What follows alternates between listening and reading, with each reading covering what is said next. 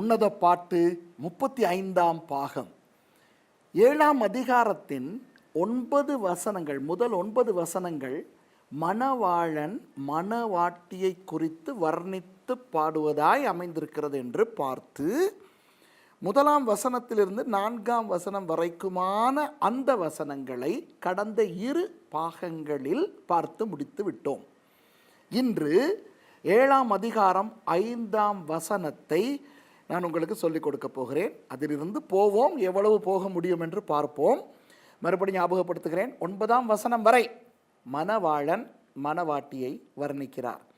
இப்போ 5வது வசனத்தை வாசிப்போமா? உன்னத பாட்டு 7ஆம் அதிகாரத்திலே, உன் சிரசு கர்மேல் மலையை போல் இருக்கிறது, உன் தலைமயிர் இரத்தாம்பரமயமாயிருக்கிறது, ராஜா நடைக்காவனங்களில் மயங்கி நிற்கிறார். இப்போ இந்த 3 விடயங்களும் என்னவென்று நான் உங்களுக்கு சொல்ல போகிறேன். மறுபடி ஞாபகப்படுத்துகிறேன், உன்னத பாட்டில் இருக்கின்ற இந்த அடையாளங்கள் அற்புதமானவை. என்ன அழகாக கவிதை நடையில் இந்த காரியங்களை எழுதியிருக்கிறார் பரிசுத்த ஆவியானவர். அடாடாடா, ஆச்சரியத்தின் மேல் ஆச்சரியம். இந்த 5வது வசனத்திலே மணவாளன் தன்னை குறித்தே பேசுகிறார். மணவாட்டியை வர்ணிக்கும் போது தன்னை குறித்தே பேசுகிறார். என்ன என்று பார்ப்போமா? உன் சிரசு கர்மேல் மலையை போல் இருக்கிறது. மணவாட்டியே, உன் சிரசு, உன் தலை. மணவாட்டியின் தலை யார்? இயேசு, மணவாளன். அப்படி அல்லவா? ஆகவே இவர் பாதத்தில் இருந்து தலை வரை மணவாட்டியை ரசித்து வர்ணித்து கொண்டு வருகின்றவர் இப்போ சொல்லுகிறார், உன் சிரசு கர்மேல் மலையை போல் இருக்கிறது என்று. அதாவது மணவாட்டியே, உன் மணவாளன் லேசுப்பட்ட ஆள் கிடையாது, சரியா? அவர் கர்மேல் மலையை போல இருக்கிறார் என்று சொல்லுகிறது. அப்போ இந்த இடத்துல சிரசு என்று சொல்லுவது யாரை குறிக்கிறது? இயேசு கிறிஸ்துவையே குறிக்கிறது. கர்மேல் மலை உங்களுக்கெல்லாம் தெரியும், இஸ்ரவேலில் இருக்கிற ஒரு அழகான மலைத்தொடர். ஹைஃபா தொடங்கி அப்படியே அந்த இஸ்ரேல் பள்ளத்தாக்கின் அந்த ஓரம் வரை அந்த மலைத்தொடர் அழகாய் வரும். இந்த கர்மேல் மலையிலே பல விசேஷத்துவங்கள் இருக்கின்றன, முக்கியத்துவங்கள் இருக்கின்றன. அதையெல்லாம் இங்கு நான் பேசுவதற்கு எனக்கு நேரம் கிடையாது. கர்மேல் மலைத்தொடர் என்பது இஸ்ரவேலிலே ஒரு அழகான மலைத்தொடர் மாத்திரமல்ல, அற்புதமான மலைத்தொடர். அங்கு இருக்கின்ற தாவரங்களை நீங்கள் பார்க்க வேண்டுமே. அந்த கர்மேல் மலையினுடைய அந்த ஹைஃபா பக்கத்துக்கு இருக்கின்ற அந்த மேற்கு அந்த கரையிலே ஒரு இருக்கிறது, பஹாய் கார்டன் என்று ஒன்று. ஆஹாஹா, எவ்வளவு அழகான ஒரு தோட்டம். அந்த தோட்டத்திலே அவர்கள் அந்த பூக்களையும் புற்களையும் பனை மரங்களையும் வித்தியாசமான தாவரங்களையும் வளர்த்திருக்கின்றது. எதை காட்டுகிறது என்றால், அந்த மண்ணின் வளத்தை. அந்த தோட்டம் யாருடையது என்று நமக்கு தேவையில்லை, அது அந்த பஹாய் மதத்தினருக்கு சொந்தமானது. அதை பற்றி நமக்கு அவசியம் இல்லை. நான் என்ன உங்களுக்கு காண்பிக்க வருகிறேன் என்றால், அந்த அளவுக்கு தாவரங்கள் முளைப்பதற்கு மண் வளம் இருக்க வேண்டும். அந்த மண் வளம் இருந்தாலும் போதாது, உள்ளே நீர் வளம் இருக்க வேண்டும். நீர் வளம், நில வளம் பொருந்திய ஒரு மலைத்தொடர் தான் அந்த கர்மேல் மலைத்தொடர். நமது ஆண்டவராகிய இயேசுவும் அப்படித்தானே. அவர் சகல வளங்களும் பொருந்திய நன்மைகளின் பிறப்பிடமானவர். ஆனால் இந்த இடத்திலே நான் என்ன காண்பிக்க விரும்புகிறேன் என்றால், 1 ராஜாக்கள் 18 கர்மேல் மலையிலே நடந்த சம்பவத்தை. எலியா பாகாலின் தீர்க்கதரிசிகளை தோற்கடித்து தேவன் தான் கர்த்தர் என்று நிரூபித்த மலை அந்த கர்மேல் மலை. அப்போ கர்மேல் மலை என்று சொல்லும் பொழுது பிசாசு தோல்வி அடைந்த இடம், விக்கிரகாராதனை தோல்வி அடைந்த இடம், கள்ள தீர்க்க தரிசனங்கள் தோல்வி அடைந்த இடம், யெசபேல் தோல்வி அடைந்த இடம், தேவன் வெற்றி அடைந்த இடம், தேவனுடைய வல்லமையை அவர் காண்பித்த இடம், வானத்தில் இருந்து அக்கினி இறங்கின இடம். 1 ராஜாக்கள் 18:38 என்ன சொல்லுகிறது? வானத்திலிருந்து அக்கினி வந்து அந்த இடத்திலே இருந்து அந்த பலிபீடத்தையும் அதை சுற்றி இருந்த தண்ணீரையும் அந்த பலியையும் நக்கி போட்டது என்று. ஆகவே அப்படி தேவனுடைய வல்லமை வானத்திலிருந்து இறங்கி வந்து சாத்தானையும் அவனுடைய சேனைகளையும் தோற்கடித்து தேவனுடைய நாமத்தை மகிமைப்படுத்தின இடம். அப்போ இதை அடிப்படையாய் வைத்து மணவாளன் சொல்லுகிறார், மணவாட்டியே, உன் சிரசு லேசுப்பட்டதல்ல, அது கர்மேல் மலையை போல் இருக்கிறது. அப்போ என்ன சொல்லுகிறார் இயேசுவானவர்? நான் லேசுப்பட்ட ஆள் கிடையாது. நான் வானத்திலிருந்து இறங்கி வந்த அக்கினி. நான் சாத்தானை தோற்கடித்த தேவன். நான் பிசாசையும் அவனுடைய சேனைகளையும் கள்ள தீர்க்க தரிசனத்தையும் சிலுவையிலே ஒழித்தவர். ஆகவே இன்று நான் உனக்கு சிரசாய் இருக்கிறேன், தலையாய் இருக்கிறேன். சும்மா இந்த சொரித்தனமான, நோஞ்சான், பலம் குன்றின, பொடுகு நிறைந்த, பேனும் ஈரும் சுற்றி திரிகின்ற கேவலமான தலை அல்ல உன் தலை. உன் சிரசு கர்மேலை போல் இருக்கிறது. வாவ், பாருங்கள், அந்த வசனத்தை வாசிக்க வாசிக்க வாசிக்க எனக்கு இன்பம். இப்போ இதெல்லாம் அல்லவா மனன வசனங்களாக இருக்க வேண்டும். இவையும் மனன வசனங்களாக இருக்க வேண்டுமே. உன் சிரசு, சபையே, உன் சிரசாம் இயேசு கர்மேல் மலையை போல் இருக்கிறார். வாவ். சரி, அடுத்து என்ன? உன் தலைமயிர் இரத்தாம்பரமயமாயிருக்கிறது. இரத்தாம்பரம் என்றால் செக்கச்செவேல் என்று சிவப்பு. இப்போ இந்த காலத்திலே சில பேர் தெரியுமா, அந்த தலைக்கு வர்ணம் பூசிக்கொள்ளுகிறார்கள். பச்சை நிறம் பார்த்திருக்கிறேன், நீல நிறம் பார்த்திருக்கிறேன், ஏன் சிவப்பு நிறம் பார்த்திருக்கிறேன். என்ற தெய்வமே, இந்த தலைமயிருக்கு வர்ணம் பூசுவது இப்பொழுது ஒரு நாகரீக விஷயமாய் போயிருக்கிறது. அதை விடுவோம். ஆனால் ஒரு பெண்ணின் தலைமயிர் சிவப்பு நிறமாக இருக்குமா? இல்லை. விசேஷமாக அந்த காலத்திலே ஒரு மணவாட்டி தன்னுடைய தலையை சிவப்பு நிறமாக்குவாளா? இல்லை. அப்போது இங்கே மணவாளன் மணவாட்டியை பார்த்து, உன் தலைமயிரெல்லாம் இரத்தாம்பரமாய் இருக்கிறது என்றால் என்ன அர்த்தம்? இதிலே ஒரு ஆவிக்குரிய அடையாளம் இருக்கிறது. என்ன தெரியுமா? உன்னை நான் சம்பாதித்தது என்னுடைய இரத்தத்தை சிந்தி. ஆகவே நீ என் இரத்தத்தால் கழுவப்பட்டிருக்கிறாய், என் இரத்தத்தால் நீ மூடப்பட்டிருக்கிறாய். என்னுடைய இரத்தம் உன்னுடைய தலையிலே தலைமயிரை போல அலங்காரமாய் இருக்கிறது. ஆகவே இந்த இரத்தாம்பரம் என்பது இயேசுவின் இரத்தத்தை குறிக்கும். இயேசுவின் இரத்தத்தால் மறைக்கப்பட்ட, மூடப்பட்ட, பாதுகாக்கப்பட்ட மணவாட்டி தான் சபை என்பதனை தீர்க்க தரிசனமாக இந்த இடத்திலே காட்டுகிறார் பரிசுத்த ஆவியானவர். பாருங்கள், எவ்வளவு இனிமை அல்லவா! உன்னத பாட்டு இனிமை அல்லவா! இப்போது சும்மா இதெல்லாம் தெரியாமல் வாசிக்கும் போது ஏதோ ஒரு வர்ணனை அந்த காலத்தில் இப்படித்தான் வர்ணித்தார்கள் போல் இருக்கிறது. உன் சிரசு கர்மேல் மலையை போல் இருக்கிறது. ஏதோ ஒரு மலை. உன் தலைமயிர் இரத்தாம்பரமாக இருக்கிறது. இதை யோசிக்க கூட மாட்டோம்.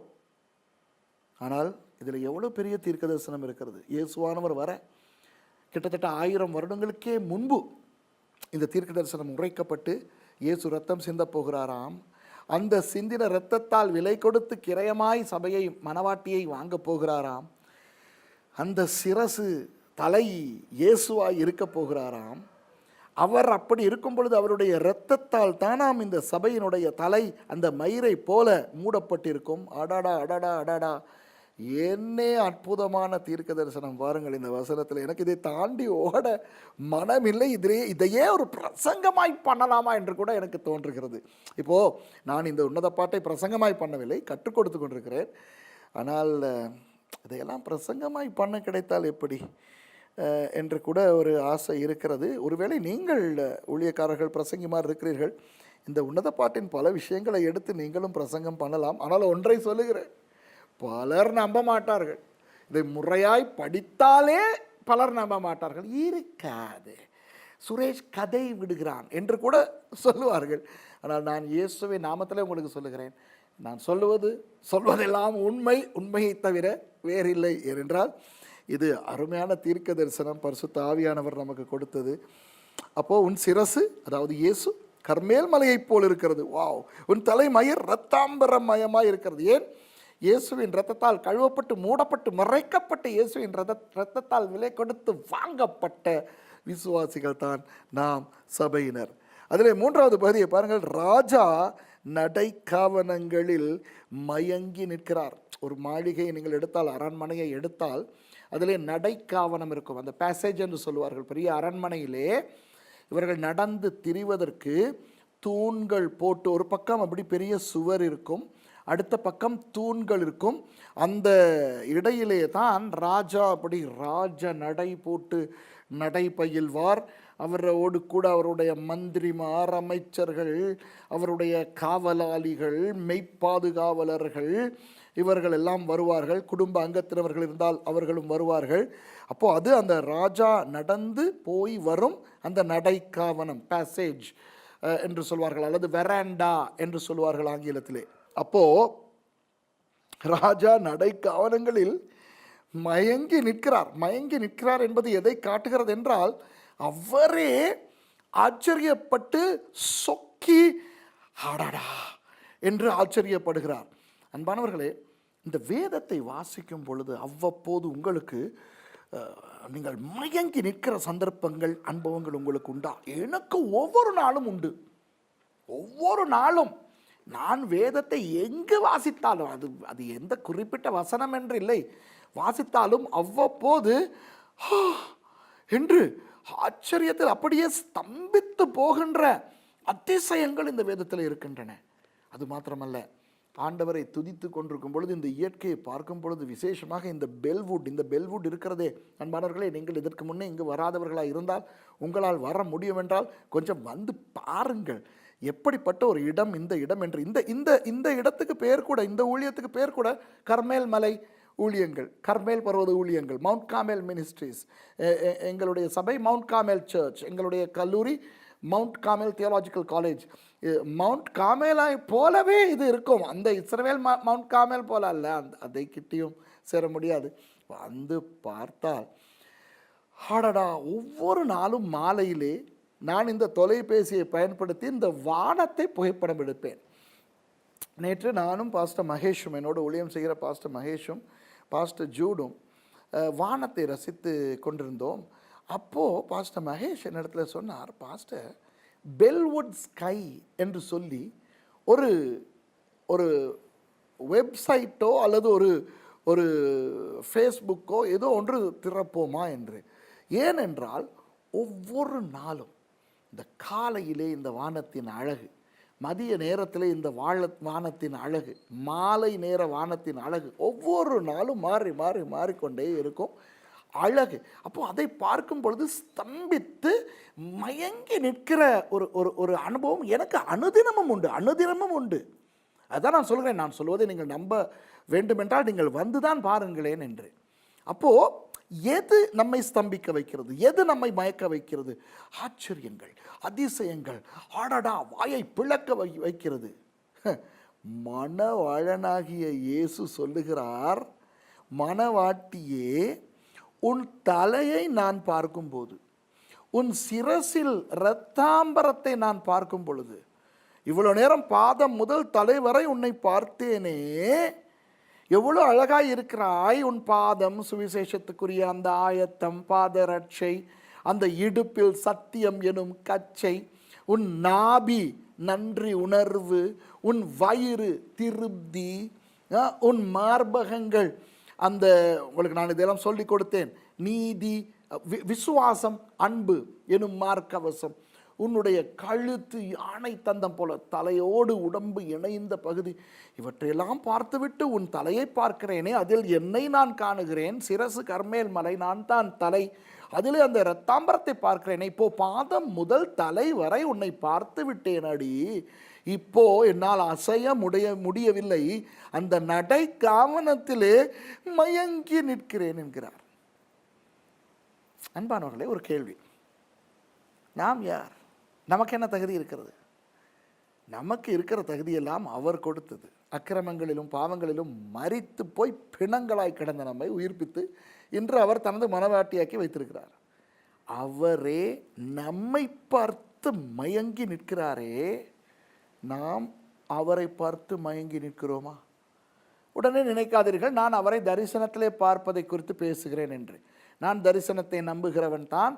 நானும் தரிசனத்திலே இயேசுவை ஒரு தடவை பார்த்திருக்கிறேன் தான். நீங்கள் இந்த நிகழ்ச்சியை பார்க்கின்ற பலர் பல தடவை இயேசுவை தரிசனத்திலே பார்த்திருப்பீர்கள். அதை பற்றி நான் பேசவில்லை. நான் பேசுவது என்ன தெரியுமா? இந்த வேதத்திலே இயேசுவானவரை பற்றி நாம் பார்க்கும்போது அவருடைய குணம், அவருடைய நாமங்கள், அவருடைய அதிசயங்கள், அவருடைய அற்புதங்கள், அவருடைய வார்த்தையின் மகிமை, நமக்கு அவரை குறித்த அந்த ஸ்தம்பித்த நிலை, மயக்கம், ஆச்சரியம் வருகிறதா? அதுதான் துதியின் உச்சகட்டம். அப்போது அவரே நம்மை பார்த்து நடைக்காவனங்களில் மயங்கி நிற்கிறார் என்றால் நாம் அவரை பார்த்து எவ்வளவு மயங்க வேண்டும். ஆகவே இதுதான் 5வது வசனம். அன்பானவர்களே, 6வது வசனம் சொல்லுகிறார், அவர் சொல்லுகிறார், மன மகிழ்ச்சியை உண்டாக்கும் என் பிரியமே, நீ எவ்வளவு ரூபவதி, நீ எவ்வளவு இன்பம் உள்ளவள், நீ எனக்கு மன மகிழ்ச்சியை உண்டாக்குகிறாய். நான் உங்களிடத்தில் ஒரு கேள்வி கேட்கிறேன். நாம் மனவாட்டி அல்லவா? நாம் அவருடைய மன மகிழ்ச்சியை குறித்து சிந்திக்கிறோமா? சிலர் சிந்திப்பது கிடையாது, சிலர் சிந்திக்கிறார்கள். இப்போ சிலர் ஏன் சிந்திப்பது கிடையாது என்றால், அவர்கள் நினைக்கிறார்கள், நாம் ஆண்டவரை ஏன் சந்தோஷப்படுத்த வேண்டும்? அவர் தேவன், அவர் ஆண்டவர், அவர் சந்தோஷமானவர். நாம் சந்தோஷமாக இருப்பதே கஷ்டமாக இருக்கிறதே, பிரச்சனைகள், போராட்டங்கள் இவற்றை பார்க்கும் பொழுது அவரை ஏன் சந்தோஷப்படுத்த வேண்டும் என்ற ஒரு உணர்வு வருகிறது. ஆனால் நான் உங்களுக்கு ஒன்று சொல்லுகிறேன், அவர் பல வேதனைகளை தனக்குள்ளே வைத்திருக்கிறார். என்னடா இவன் சொல்லுகிறான், பிதற்றுகிறான், ஆண்டவர் வேதனைகளை வைத்திருக்கிறாரா? சொல்லுகிறேன் கேளுங்கள். வேதமே சொல்லுகிறது, வேதமே சொல்லுகிறது. எபேசியர் 4:30, மீட்கப்படும் நாளுக்கென்று முத்திரையை பெற்ற பரிசுத்தாவியை துக்கப்படுத்தாதிருங்கள். அதிலிருந்து என்ன தெரிகிறது? பரிசுத்தாவியானவர் துக்கப்படக்கூடியவர். இப்போ ஆதியாகமம் 6ஆம் அதிகாரத்திலே இந்த உலகத்தை பார்த்த பொழுது ஆண்டவர், நான் இந்த உலகத்தை படைத்தது அநியாயம் என்று வருந்தினாரா இல்லையா? ஏன்? உலகத்தில் நடக்கின்ற அந்த பாவங்களை பார்த்த பொழுது, அந்த நோவா காலத்தில் அவருக்கு வேதனை வந்தது. சே, அநியாயம் நான் இவர்களை படைத்தது என்று அவர் மனம் வருந்தினார் என்று வேதம் சொல்லுகிறது. அழித்தார். ஆனால் வெள்ளத்துக்கு பிறகு நோவாவுக்கு சொல்லுகிறார், இனி நான் உலகத்தை நான் இப்படி வெள்ளத்தால் அழிக்க மாட்டேன் என்று. ஆனால் அன்றிலிருந்து இன்று வரை இந்த உலகத்தை பார்க்கும் பொழுது ஆண்டவர் சந்தோஷப்படக்கூடிய உலகமாகவா இருக்கிறது? கொலை, கொள்ளை, கற்பழிப்பு, விபச்சாரம், அசுத்தம், விக்கிரகாராதனை, அது இது என்று இன்றைக்கு இருக்கின்ற உலகம் என்ற தெய்வமே. அன்றைக்கு அவர் அந்த உலகத்தை அழித்தார் என்றால் இன்று ஒவ்வொரு நாளும் அழிக்க வேண்டும். அந்த அளவுக்கு உலகம் அசுத்தமாய் வேதனையாய் போய்கொண்டிருக்கிறது. இதற்கு காரணம் யார்? மனிதர்கள். இந்த மனிதர்கள் எல்லாம் யார்? தேவனால் படைக்கப்பட்டவர்கள், அவரது சாயலில், அவரது ரூபத்தில் படைக்கப்பட்டவர்கள். அப்போ அவருக்கு இந்த மக்களை பார்க்கும் பொழுது ஒரு வேதனை வருமா, வராதா? என் பிள்ளைகள், நான் படைத்தவர்கள் இப்படி அழிகிறார்களே, நரகத்துக்கு போகிறார்களே என்று எவ்வளவு வேதனை வரும். அந்த வேதனையின் மத்தியில் அவர் ஒரு சிலரை பார்க்கும் பொழுது அவருக்கு மன மகிழ்ச்சி உண்டாகிறது. யார் அந்த ஒரு சிலர்? கிறிஸ்தவர்கள். உங்களையும் என்னையும் பார்க்கும் பொழுது அவருடைய மனதுக்கு ஒரு ஆறுதல், அவருக்கு ஒரு சந்தோஷம் வருகிறது. ஆகவே இந்த வசனம் சொல்லுகிறது, நீ சபையே எனக்கு மன மகிழ்ச்சியை உண்டாக்குகிறாய் என் பிரியமே, நீ எவ்வளவு ரூபவதி, நீ எவ்வளவு இன்பம் உள்ளவள். உலகத்தின் மற்ற மக்களை நான் பார்க்கும் பொழுது எவ்வளவு வேதனை எனக்கு வருகிறது, எவ்வளவு கவலை வருகிறது. ஆனால் சபையை, உன்னை நான் பார்க்கும் பொழுது நான் சந்தோஷப்படுகிறேன். ஆகவே தான் அன்பானவர்களே, நான் சுரேஷ் ராமச்சந்திரன் என்னுடைய ஊழியத்தின் ஒரு முக்கியமான அம்சமாக தேவனை சந்தோஷப்படுத்துவதை வைத்திருக்கிறேன். ஆராதனையின் போது, நான் ஞாயிற்றுக்கிழமை ஆராதனையின் போது என்னுடைய ஊழியர்களுக்கும் சொல்லிக் கொடுத்திருக்கிறேன், விசுவாசிகளுக்கும் சொல்லிக் கொடுத்திருக்கிறேன், இன்று நாம் ஆண்டவரை சந்தோஷப்படுத்தி கொண்டே இருக்க வேண்டும். அவ்வளவுதான். எங்களை குறித்து நினைக்கவே வேண்டாம். எனக்கு அது வேண்டும், எனக்கு இது வேண்டும், என் தேவையை சந்திக்க வேண்டும், என் ஜெபத்துக்கு பதில் கொடுக்க வேண்டும், எனக்கு அபிஷேகம் தர வேண்டும், எனக்கு சுகம் தர வேண்டும், எனக்கு அது வேண்டும், இது வேண்டும் என்பதனை இன்று விட்டுவிட்டு முழுக்க முழுக்க அவருக்குரியதை மாத்திரம் செய்வோம் என்று தான் நான் ஆராதனையை நடத்துவது. நான் சொல்வேன் மக்களுக்கு, உங்களுக்கு ஜெபம் வேண்டுமா, ஆலோசனை வேண்டுமா, எப்போ வேண்டுமானாலும் வாருங்கள். நான் ஒரு பாஸ்டர் அல்லவா, மேய்ப்பன் அல்லவா? ஆகவே நான் மக்களுக்கு ஜெபிக்க வேண்டும் அல்லவா, அவர்களுடைய பிரச்சனைகளை நான் செவி கொடுக்க வேண்டும் அல்லவா, அவர்களுக்கு உதவி செய்ய வேண்டும் அல்லவா, இதையெல்லாம் நான் எப்பொழுது வேண்டுமானாலும் செய்வேன். ஆனால் ஞாயிற்றுக்கிழமை ஆராதனையின் போது நான் சொல்லுவேன், தயவு செய்து என்னிடத்தில் ஜெபத்துக்கு வராதீர்கள். உங்களுக்கு சுகம் வேண்டும், உங்களுக்கு அது வேண்டும், உங்களுக்கு இது வேண்டும், ஆலோசனைக்கு வராதீர்கள். என்ன செய்வோம்? எல்லாரும் ஒன்றாய் எங்கள் பிரச்சனைகளை மூட்டை கட்டி வைத்துவிட்டு ஆண்டவரை சந்தோஷப்படுத்துவதை மாத்திரம் செய்வோம். சில நேரம் அன்பானவர்களே, நான் வேதத்தை எடுத்துக்கொண்டு, சில நேரம், எந்த நேரமும் அல்ல, நான் உட்காருவேன்.